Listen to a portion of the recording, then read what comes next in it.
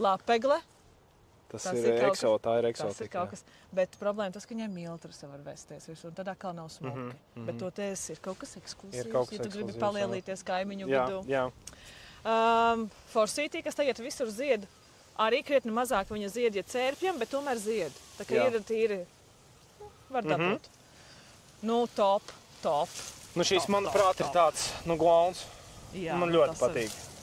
Jā, man personīgi ļoti patīk, kad ir tās brūnās lapas visu caur ziemu, un tad tikai viņas izlien laukā jaunās lapiņas, bet, Jo mēs šo izvēlējāmies mājās dišu skābārdu, tāpēc, ka mēs negribējām tūjas, tur kaut kāda bija 10 metri jāizstāda, jo tas sanāca mums galvenais skats no iekšpuses, bet mēs nevēlējāmies redzēt arī to, kas ir aiz tā žoga. Tad šis augs nodrošina to, ka viņam tās lapas faktiski nokrīt tikai tad, kad nāk jau jaunās. Jā, viņš forši nomaina. Jā, viņš nomaina.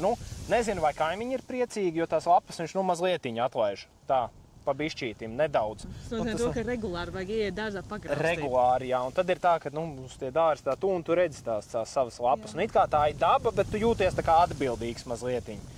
Bet lieliska alternatīva, jā.